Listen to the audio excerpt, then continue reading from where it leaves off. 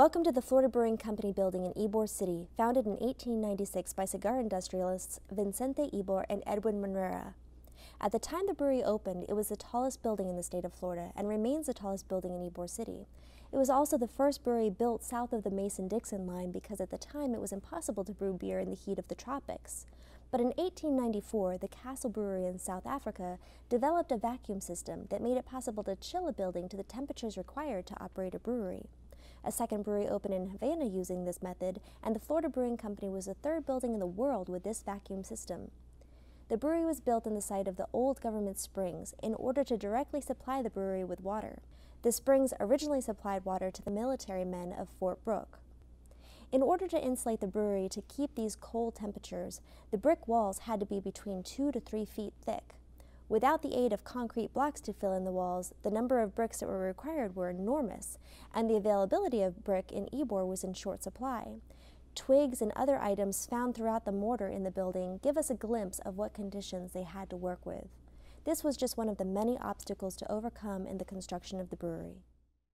Once construction was completed, the brewery debuted its brand of beer, La Tropicale, at their opening party. At the time, it was believed that it was not the alcohol in the beer that would make a person intoxicated, but rather the impurities in the beer. And because this beer was made in a vacuum, they marketed the idea that there were no impurities and a person could drink as much as they liked without becoming intoxicated. That theory was dismissed when, at the opening party, a fight broke out between two intoxicated men. The fight ended when one of the men was hit in the head with a mug and died. The death led to the story of a drunken, yet happy ghost that is still reported to haunt the building to this day. In 1920, prohibition effectively shut down brewing operations for 5 years. During that time, the brewery tried to stay in business making a non-alcoholic wheat drink called Roby, which is Ybor spelled backwards. It seems they didn't give up attempting to brew beer altogether, as Mr. Ybor's grandson was eventually convicted of Volstead Act violations. Tunnels used to transport the contraband stretched from the brewery to gangster Charlie Wall's Eldorado Speakeasy. With the end of Prohibition came the brewery's reopening and rebranding.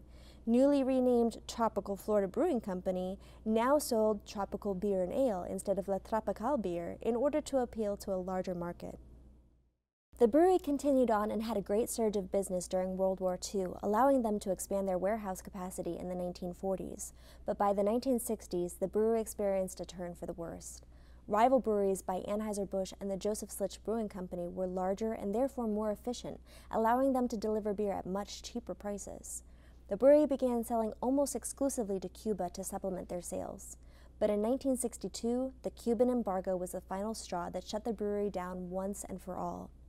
The building sat vacant for 40 years. During the Cold War, it was used as a bomb shelter. An assortment of Cold War supplies, such as carbohydrate pills and sanitation kits, were stored in what is now the conference room area. The ice house apparently continued in business after the brewery closed.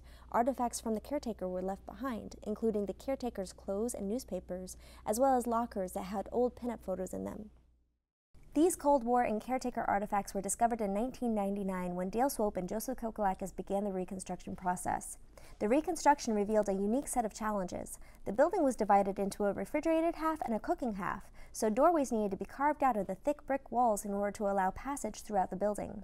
A red beam to distinguish it from the original passages marked the doorways created during this process. There were no windows in the refrigerated half of the original building. They were etched in recesses, but no actual glass, so the building would hold in the refrigeration, so windows also needed to be carved out. There were also old smokestacks that had toppled during a fire that needed to be cleared, and the excess bricks were salvaged and used to rebuild the tower of the building where the new flagpole was erected.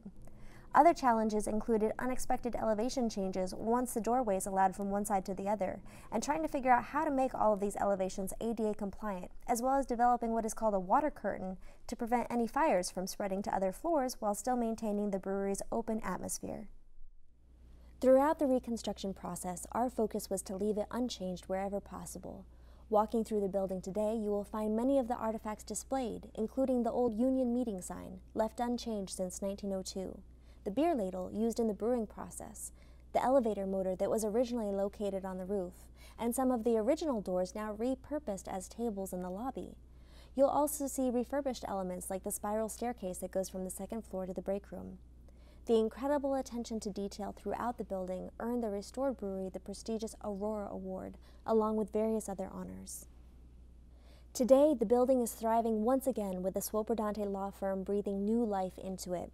Our small conference room has been designed to be warm and welcoming for our clients, and our large conference room with its feeling of strength has seen some of our biggest victories occur within its walls. Our most unique feature is our mock trial room, where our attorneys prepare for upcoming trials in a courtroom setting. The offices upstairs are laid out like vital arteries, with production offices bordering the workrooms where trials are prepared for. Should a staffer ever need to bring their child to work, a kids' room is available and stocked with toys and games to keep them occupied. Kids aren't the only ones who have the play area. Our staff and attorneys get to unwind after a long week on one of the 2 decks overlooking our beautiful city. As the new stewards of the building, it is impossible not to feel a sense of duty to the memory of the working people who built and operated the brewery for so many years. Surrounded by the rich history they created, we are committed to work as hard as they did, serving a new generation of Americans, and doing our best to protect them and preserve their memories and honor as we all work to create our own histories together.